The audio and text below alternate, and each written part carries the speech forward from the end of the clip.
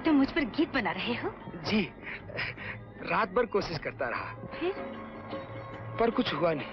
क्यों? मैंने जितनी बार गीत बनाया, मुझे ऐसा लगा आप मेरे गीतों से बहुत ज्यादा अच्छी। मैंने कहा जी, आप भी कुछ खा लो जी। बिल्कुल नहीं, तुमने झूठ क्यों बोला? आपके लिए जी। हमारे लिए? सबके लिए नहीं जी, आपके लिए जी। मेरे लिए। 20 जुलाई 1927 को सियालकोट के संखटरा गांव में पैदा हुए थे राजेंद्र कुमार। ये वो दौर था जब भारत का बंटवारा नहीं हुआ था और सियालकोट देश का एक बेहद समृद्ध इलाका था। राजेंद्र कुमार का पूरा नाम था राजेंद्र कुमार तुली और इनके दादाजी एक बड़े मिलिट्री कॉन्ट्रैक्टर थे। इनके पिता की कुछ टेक्सटाइल मिल्स थी जो सियालकोट और आसपास के इलाकों में मौजूद थी। गांव में सबसे शानदार घर इन्हीं का था। एक 6 मंजिला मकान में 42 कमरे थे और उस मकान में राजेंद्र कुमार साहब का पूरा परिवार एक साथ रहा करता था। राजेंद्र कुमार पढ़ने लिखने में बहुत होशियार थे।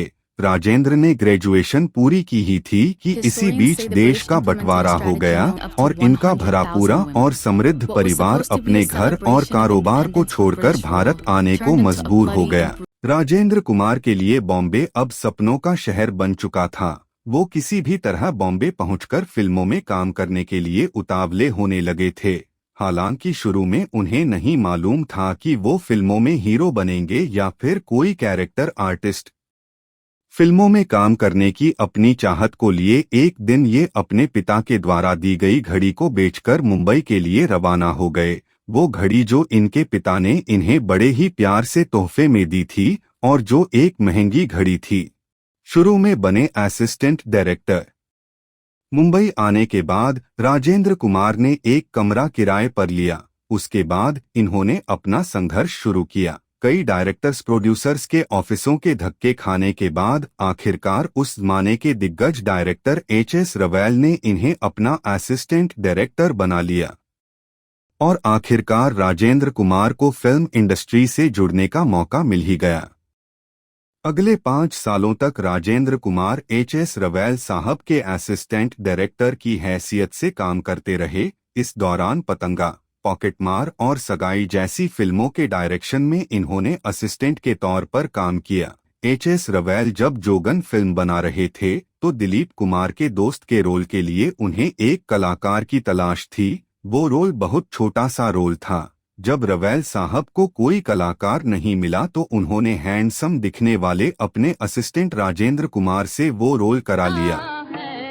इस तरह जोगन फिल्म में दिलीप कुमार और नरगिस जैसे बड़े सितारों के साथ राजेंद्र कुमार को पहली दफा सिल्वर स्क्रीन शेयर करने का मौका मिला।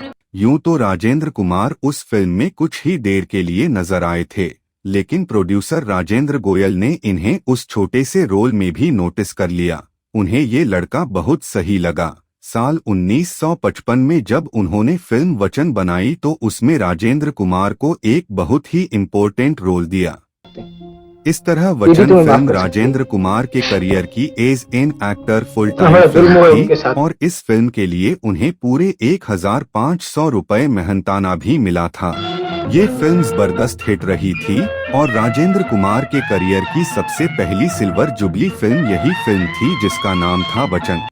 वचन फिल्म के बाद राजेंद्र कुमार की किस्मत पूरी तरह से बदल गई। फिल्म इंडस्ट्री के लोगों ने कहना शुरू कर दिया कि एक नए स्टार का जन्म हो चुका है। असिस्टेंट डायरेक्टर की नौकरी छोड़कर Rajendra Kumar full time actor बन चुके थे। 1956 में राजेंद्र कुमार ने 2 फिल्मों में काम किया था। ये फिल्में थी तूफान और दिया व आवाज। इसके अगले साल यानी 1957 में राजेंद्र कुमार एक ऐसी फिल्म में दिखे जो न केवल भारत में बल्कि दुनिया भर में पसंद की गई और सराही गई। ये थी महबूब खान की मदर इंडिया। राजेंद्र कुमार इस फिल्म में रामू के रोल में दिखे थे। यूं तो ये फिल्म पूरी तरह से नरगिस की फिल्म थी, लेकिन राजेंद्र कुमार ने भी इस फिल्म में इतनी शानदार एक्टिंग की थी कि वो फिल्म इंडस्ट्री के स्थापित अभिनेताओं में इस फिल्म के बाद शुमार हो गए थे। यही वजह है कि इस फिल्म के बाद राजेंद्र कुमार को काम के ढेरों ऑफर्स मिलने लगे थे। इनमें से कुछ ऑफर्स उन्होंने कबूल भी किए और बतौर हीरो काम भी किया, लेकिन एक हीरो के रूप में इन्हें पहली दफा सफलता मिली साल 1959 में रिलीज हुई फिल्म गूंज उठी शहनाई से। ये फिल्म बॉक्स ऑफिस पर जबरदस्त हिट साबित हुई। इस फिल्म से जुड़ा एक रोचक किस्सा कुछ यूं है कि फिल्म के स्पेशल प्रीमियर में राजेंद्र कुमार साहब ने प्रख्यात शहनाई वादक रहे मरहूम उस्ताद बिस्मिल्लाह खान को बुलाया था। प्रीमियर खत्म होने के बाद राजेंद्र कुमार उस्ताद बिस्मिल्लाह खान से मिले और बोले, खां साहब मेरी परफॉर्मेंस आपको कैसी लगी? खां साहब बोले, आपकी परफॉर्मेंस? भाई हमें तो आप फिल्म में कहीं दिखे ही नहीं। खां साहब के मुंह से ये बात सुनकर राजेंद्र कुमार कंफ्यूज हो गए। तब खां साहब बोले, अरे भाई, हमें तो फिल्म के हीरो को देखकर लगा जैसे हम अपने आप को देख रहे हैं। शहनाई वादन के इतने बड़े नगीने के मुंह से अपनी तारीफ सुनकर राजेंद्र कुमार को बहुत खुशी मिली। पूछकर देखो कि तुम्हारी शहनाई में क्या जादू है। मैंने कहा था अपनी गोपी की शादी पर मैं शहनाई नहीं बजाऊंगा। कौन जाने मेरी शादी की शहनाई बजेगी भी या? ऐसा न कहो गोपी। फिल्म मेरे महबूब में राजेंद्र कुमार ने अनवर नाम के एक नौजवान मुस्लिम शायर का किरदार निभाया था। मुझे 10 लाख रुपए की जरूरत है। बस सिर्फ 10 लाख? मालूम होता है आपको अपनी कीमत नहीं मालूम। दाम बढ़ा के मांगिए। जी नहीं, मुझे सिर्फ 10 लाख चाहिए। राजेंद्र कुमार की बात हो और कार्टर रोड वाले उनके बंगले के बारे में बात ना हो तो फिर बात अधूरी मानी जाएगी। ये उन दिनों की बात है जब राजेंद्र कुमार फिल्म इंडस्ट्री में अपने पैर जमाने के लिए कड़ी मेहनत कर रहे थे। राजेंद्र कुमार मुंबई में एक बड़ा मकान खरीदना चाहते थे ताकि जल्द से जल्द अपने घर वालों को दिल्ली से मुंबई बुला लें। किसी ने इन्हें बताया कि कार्टर रोड पर मौजूद एक बंगला बिकाऊ है। ये उस बंगले को देखने चले गए। पहली ही नजर में राजेंद्र कुमार को वो बंगला पसंद आ गया, लेकिन दिक्कत ये थी कि राजेंद्र कुमार के पास उस वक्त इतने पैसे नहीं थे कि वो तभी इस बंगले को अपना बना पाते। राजेंद्र कुमार सोचने लगे कि आखिर बंगले को खरीदने के लिए पैसों का इंतजाम कैसे किया जाए। उन्हें कहीं से कोई उम्मीद नजर नहीं आ रही थी, पर चूंकि इनकी किस्मत में वो बंगला लिखा था तो उस बंगले को खरीदने का रास्ता खुद इनके पास चलकर आया। दरअसल B.R. चोपड़ा इनके पास अपनी एक फिल्म की कहानी लेकर आए और साथ ही एडवांस भी इनके लिए लेकर आए। वो हर हाल में अपनी उस फिल्म में इन्हें लेना चाहते थे। इतना ही नहीं, उस फिल्म के अलावा भी 2 और फिल्मों में B.R. चोपड़ा राजेंद्र कुमार को साइन करना चाहते थे। इस तरह राजेंद्र कुमार ने B.R. चोपड़ा की मदद से कार्टर रोड वाला वो बंगला खरीद लिया। जब राजेंद्र कुमार ने ये बंगला खरीदा था तो कई लोगों ने इनसे कहा कि ये बंगाल शुभ नहीं है, यहाँ तरह तरह की आवाजें आती हैं, और चूंकि कई लोग इस बंगले में आने के बाद भाग भी चुके हैं तो ये बंगला भूतिया भी है। लेकिन बंगले को अपना दिल दे बैठे राजेंद्र कुमार ने किसी की एक ना सुनी। राजेंद्र कुमार अपने परिवार के साथ बंगले में रहने पहुंच गए। इसी बंगले में रहकर बने जुबली कुमार।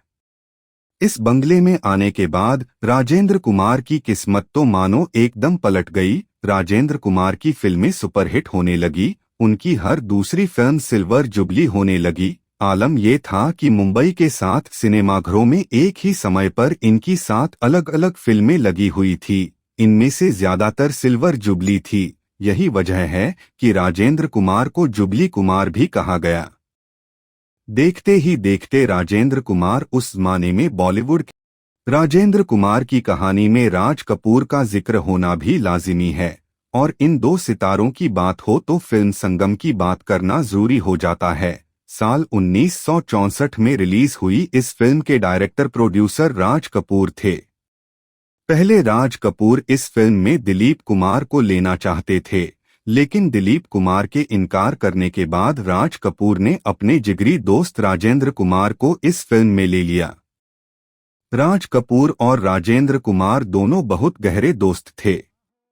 राज कपूर की मौत पर बहुत आहत हुए थे राजेंद्र कुमार। राज कपूर कहते थे कि फिल्म इंडस्ट्री में राजेंद्र कुमार के अलावा उनका कोई दोस्त नहीं है। यही बात राजेंद्र कुमार भी कहते थे। दोनों साथ खाते पीते थे और हर रोज मिला करते थे। अगर किसी दिन मुलाकात नहीं होती थी तो टेलीफोन पर बात जरूर होती थी। दोनों अपने बच्चों की शादी के बारे में भी सोच रहे थे, लेकिन ऐसा हो ना सका। जब राज कपूर दुनिया छोड़कर गए तो राजेंद्र कुमार ने ऐलान कर दिया कि अपने दोस्त के बिना वो किसी भी पार्टी में नहीं जाएंगे। राजेंद्र कुमार की चर्चित फिल्मों में से एक फिल्म सूरज भी थी। इस फिल्म के डायरेक्टर एस कृष्णमूर्ति उनके दोस्त हुआ करते थे। एक दिन उन्होंने राजेंद्र कुमार से कहा कि मैं आपके साथ एक फिल्म बनाना चाहता हूं। बताइए किस तरह की रोमांटिक कहानी पर फिल्म बनाई जाए। इस पर राजेंद्र कुमार ने उनसे कहा कि रोमांटिक छोड़िए, आप तलवारबाजी पर फिल्म बनाइए। ये सुनकर एस कृष्णमूर्ति बोले कि आप क्यों मेरा मजाक उड़ा रहे हैं। तब राजेंद्र कुमार ने उनसे कहा कि अगर आप फिल्म से ढेर सारा पैसा कमाना चाहते हैं तो आपको मेरी बात माननी चाहिए। जैसे तैसे एस कृष्णमूर्ति ने राजेंद्र कुमार की बात मान ली और सूरज फिल्म बनाई गई। फिल्म इतनी कामयाब हुई कि एस कृष्णमूर्ति पर दौलत की बरसात हो गई। बाद में फिर कभी राजेंद्र कुमार ने ऐसी कोई फिल्म नहीं की जिसमें तलवारबाजी हो। कई सालों के बाद गोरा और काला फिल्म में एक बार फिर से उनके हाथों में तलवार नजर आई थी, लेकिन चूंकि उस फिल्म की कहानी बहुत अलग थी तो इसलिए राजेंद्र कुमार ने वो फिल्म की थी। फिल्म गोरा और काला में ये डबल रोल में थे। अपने काले किरदार के लिए ये जो मेकअप लिया करते थे उसमें इन्हें पूरे 2.5 घंटे लगते थे। काले किरदार का शॉट देने के बाद ये गोरे किरदार का शॉट देते थे और उसके लिए भी काला मेकअप उतारने में इन्हें 1.5 घंटे लग जाते थे। यानी कहा जा सकता है कि अपने काम को लेकर डेडिकेशन राजेंद्र कुमार में बहुत ज्यादा थी। सालों तक चले अपने फिल्मी करियर में राजेंद्र कुमार ने कई तरह के रोल निभाए, लेकिन वो कभी भी किसी फिल्म में विलेन के रोल में नहीं दिखे। लेकिन हालात कुछ ऐसे बने कि राजेंद्र कुमार की आर्थिक स्थिति बिगड़ने लगी। उन्हें अपना बंगला तक बेचना पड़ा। वही बंगला जिसे बड़े ही प्यार से उन्होंने खरीदा था। और जानते हैं वो बंगला किसने खरीदा? उस जमाने के उभरते हुए सितारे राजेश खन्ना ने। हुआ भी ठीक ऐसे ही। राजेश खन्ना का करियर इतना जबरदस्त रहा कि उन्हें भारत का पहला सुपरस्टार कहा जाने लगा। कभी जिस बंगले को भूतिया कहा जाता था उस बंगले ने फिल्म इंडस्ट्री को 2 शानदार सितारे दिए थे। लेकिन इतना शानदार फिल्मी करियर होने के बावजूद भी राजेंद्र कुमार को कभी फिल्म फेयर अवार्ड्स नहीं मिल सके। हालांकि 4 दफा इन्हें नॉमिनेशन जरूर मिला था, पर कहा जा सकता है कि राजेंद्र कुमार का अवार्ड था जनता की तरफ से उन्हें मिला प्यार और सपोर्ट। साल 1969 में भारत सरकार ने राजेंद्र कुमार को पद्मश्री से नवाजकर जरूर उनके हुनर को सलाम किया था। उनके जीवन से जुड़ा एक रोचक किस्सा कुछ यूं है कि जब वचन फिल्म के प्रोड्यूसर ने इनसे पूछा कि फिल्म के प्रीमियर में अपनी फैमिली के लिए इन्हें कितने टिकट की जरूरत होगी तो इन्हें लगा कि इन्हें तो टिकट फ्री में ही मिलेंगे। इन्होंने 10 टिकट ले लिए, मगर जब फिल्म का पेमेंट इन्हें दिया गया तो उसमें से 10 टिकट के पैसे भी काट लिए गए। उस दिन इन्हें एहसास हुआ कि प्रोफेशनल लाइफ में कुछ भी फ्री नहीं होता। इस घटना के सालों बाद नाम फिल्म की शूटिंग के दौरान जब अमृता सिंह हांगकांग से रोज इंडिया अपने घर बात करती थी तो उसका बिल इनके प्रोडक्शन में जाता था। चूंकि राजेंद्र कुमार उस फिल्म के प्रोड्यूसर भी थे तो उन्होंने इस घटना का पता चलते ही अमृता सिंह की फीस में से टेलीफोन का वो सारा बिल काट लिया। राजेंद्र कुमार की निजी जिंदगी के बारे में बात करें तो इनकी शादी निर्माता निर्देशक ओपी रल्हन की बहन शुक्ल से हुई थी। जब शुक्ल से इनकी पहली मुलाकात हुई थी तो इन्होंने उनसे कहा, देखो भाई शुक्ल, मैं तो पीजी में रहता हूँ, मेरी सैलरी भी बहुत कम है, क्या तुम मेरे साथ खुश रह पाओगी? शुक्ल जी ने कहा कि बिल्कुल खुश रह पाऊंगी। उसके बाद इन्होंने शुक्ल से शादी कर ली। इनके और शुक्ल के 3 बच्चे हुए, 2 बेटियां और 1 बेटा मनोज। इनका बेटा मनोज आगे चलकर फिल्म इंडस्ट्री में कुमार गौरव के नाम से मशहूर हुआ था। खुद राजेंद्र कुमार ने लव स्टोरी नाम की फिल्म से अपने बेटे मनोज उर्फ कुमार गौरव को बॉलीवुड में लॉन्च किया था। फिल्म बॉक्स ऑफिस पर बड़ी हिट साबित हुई थी।